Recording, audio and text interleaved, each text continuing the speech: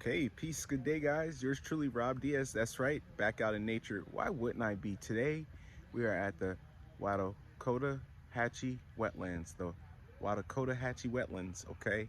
And I know that's a mouthful, but that's a Native American tribal name. And I know it's not a scrub, but wetlands are a little different. As the name implies, we're gonna have a wet region where there's gonna be standing water in some type of grass structure. There's going to be adaptation of plants which can grow in water. That's what you're going to see in the wetlands. So I want to go through the wetlands today and show you guys some of the different characteristics, some of the different features. Of course, you're going to probably see a lot more air plants, as we've been talking about, the ferns, different variety of native palms, and we're also going to be looking for our wonderful Florida wildflowers. So come on, let's take the journey. Okay. So here we are, West Delray Beach, Boca Raton border. This is the Wakodahatchee Wetlands. The Wakodahatchee Wetlands is west, runs a little parallel, adjacent to, believe it or not, Everglades. However, you will find regions where there are more wetlands west rather than east, and in those senses you will find a different landscape culture. Sometimes we have more evasives in the wetlands, rather due to adaptation that you find with the diversity of the ecosystem. So what I'm going to try to do is take note of some of the more common diverse plant structures, and we're going to see if we can find any invasives. Now, coming up right here, guys, what you see is known as pond apple, and believe it or not, this grows in a lot of the bogs, the marshes, the swampy areas of Florida. Pond apple is in the Annonaceae family. Okay, so these are your annonas. That's going to be your soursops, your custard apples. And if we look really close, you'll see there's actually a fruit there, also known as the gator apple, aka pond apple. But this one is very common in the marshy wetlands. Again, same family as your custard apple, soursop, sugar apple. Now the plant structure is used in different rootstock for grafting and doing a lot of the crossbreeding and cross-pollination of those different plants. So this is one of the more common natives you'll find here in South Florida that's well adapted, aka pond apple, Annona squamosa species, Annona, if I'm not mistaken. But you've got the Annona muricata, aka soursop, Annona reticula, which is the custard apple, sugar apple, and I believe this may be the Annona, I can't remember, but gator apple, again, in the Annona genus.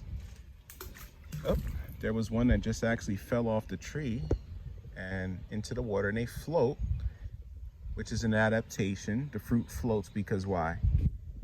That's going to be able to carry back to the shore, and it can reseed itself on that marshy bank where you see the root structures. Now this is a very big one here, again, well established, but these are very commonly found here in South Florida, growing in the bogs and the marshes. Let's continue on.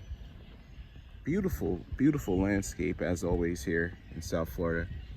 And again, these wetlands are home to many different species, some which may be endangered, some which are on list of concern.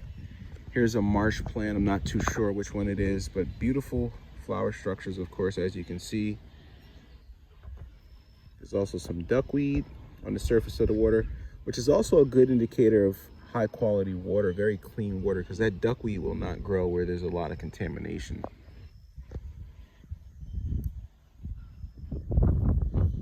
And yes, guys, you will find gator in these native wetlands. Here's some more pond apple. I'll give you a closer look. And Not really consumed, however, they are edible. I would imagine the taste is not that great. But if we take a closer look, you see that trademark leaf structure of the Anonas. Glossy, elliptical, waxy, smooth.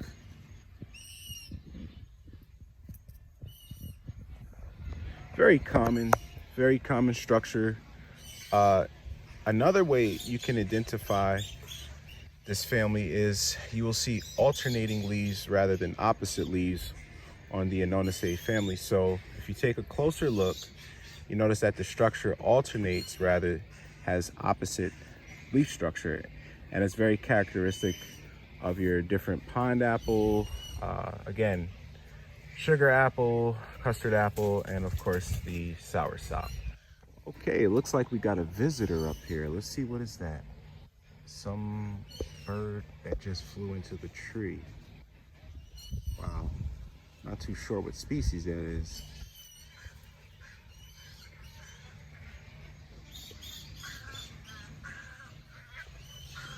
So we'll continue on the walk. Again, ton of wildlife out here, guys.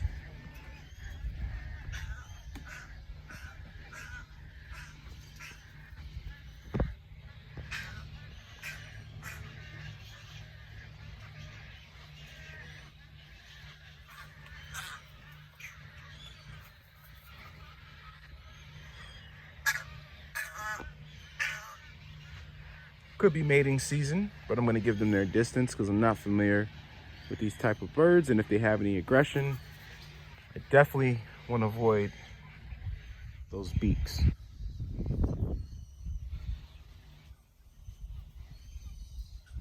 But beautiful, beautiful scenery. You know, this is what I'd rather look at than all those fake planted palm trees and the real palm trees that they plant on these large estates people, you know, think are truly pieces of paradise, but they're just creating these false realities. This is what paradise is, guys.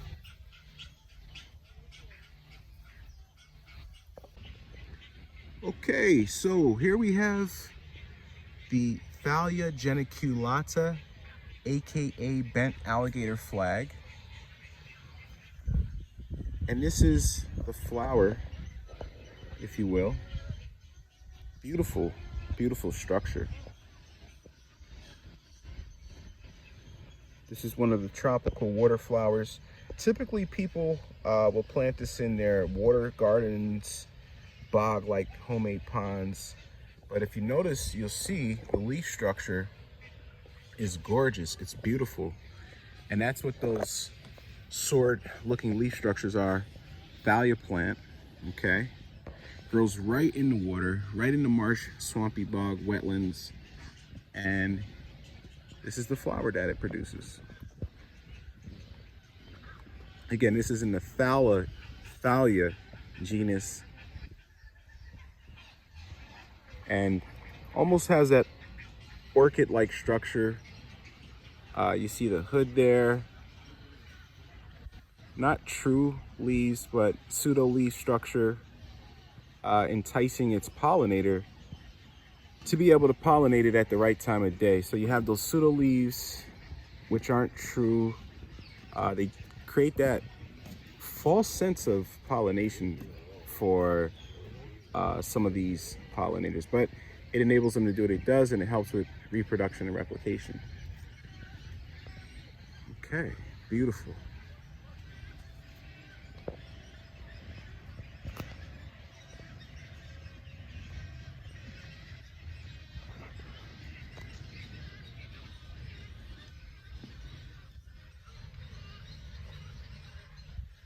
Just a ton of pond apple, guys. Again, like I said, this grows native here in Florida. Makes great rootstock for those who are really trying to grow those soursop and, you know, cultivars that we eat. Take a look at the nesting of the birds.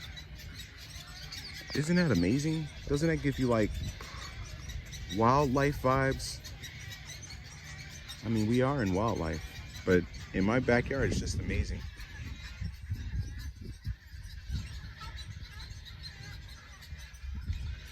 So here's some information. What's that green stuff? As I mentioned to you guys earlier, that is known as duckweed, lemna species, as you can see here. And again, it's very important because it provides nitrogen, phosphorus, benefits to the water by balancing the amount of ratios, because you have a lot of nitrogen in the water from the plants, their root structures being where there's a lot of decomposing matter, if you will. So it helps to maintain that environment. Very important to understand that. That duckweed, people will actually buy that and they will put the duckweed into their home ponds, their little homemade water gardens, and it provides a filtration mechanism for that little mini ecosystem which they're actually creating in their little environment. So there you have it, duckweed. All right, guys, so here we have a little bit of information on some of the native water plants we will find here. And earlier I mentioned about the thalia flag, false flag or gator flag, but this is actually a different species. It's in the thalia family, if you will, the thalia genus, but it's actually the species of Geniculata. Okay, so there you have it. Not much variation, but probably just endemic to this region only. You've got your arrowhead grass, the pickerel weed, and hence the name pickerel. You have that beautiful flower crown, if you will. You've got your arum, Petaldadra virginicata, and we've got our spatterdock, which is very common to see in a lot of these wetlands. So we'll continue our journey on. Again, a beautiful day here in nature.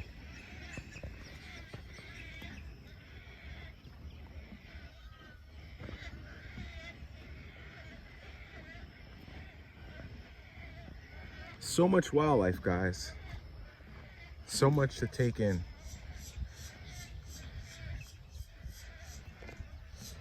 Looks like there was a fish that just jumped out of the water.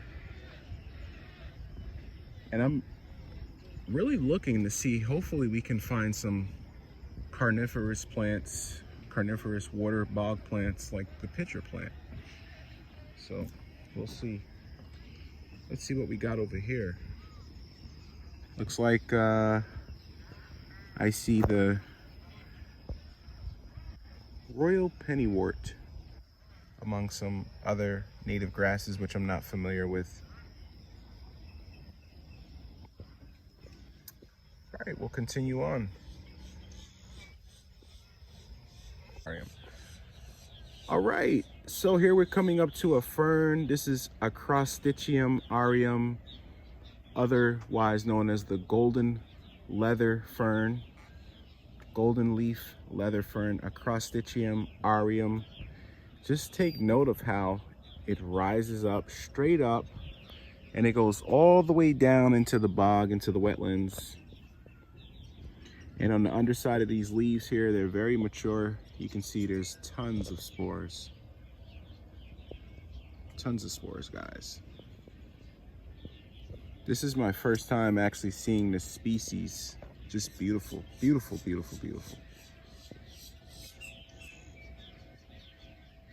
Look at that. Look at the underside. It's almost like a papery leather. And those are the spores. I'm gonna collect some of these. I'm definitely gonna collect some of these. We'll see what we can recreate for the natives. There you have it, golden leaf leather fern.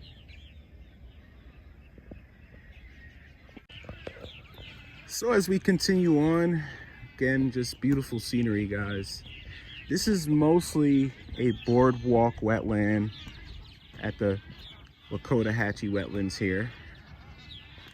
But there are some areas that you can get on ground, but I don't mind it at all. I mean, this is just beautiful because, again, you have a lot of people who come out here and do bird watching, okay? You got a lot of people that are doing photography of plants like me. that are just coming out to get away and talk to family and friends and enjoy what nature really provides. Now over here, you have some more information on the freshwater turtles you'll see in these wetlands. Of course, we have our wonderful Florida cooter. We've got that red belly turtle. We've got that infamous red ear slider found all over the United States, and the Florida softshell, which I haven't really seen. And there's others which are evasive, but these are our native freshwater turtles here. And of course, these guys are reptiles, and there's some very old living species in the reptile family.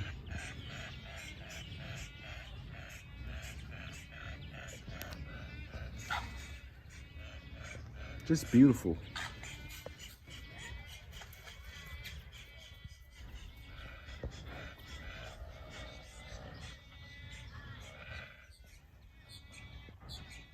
A lot of birds mating probably right now.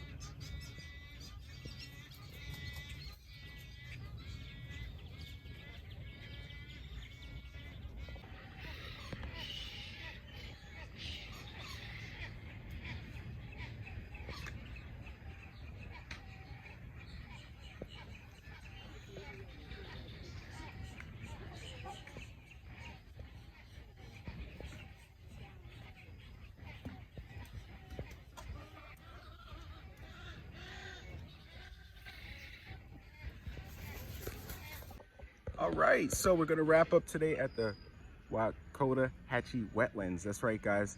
I hope you enjoyed this wonderful content out here in nature.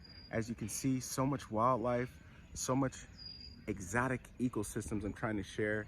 Again, take time to go through and enjoy the content. If you do, please remember to subscribe, click that like button, and turn your notifications on, because you never know when I'll be dropping new videos. I hope everyone is enjoying the content that I'm sharing. And again, have a wonderful day. Remember, nature first. Peace. Yours truly.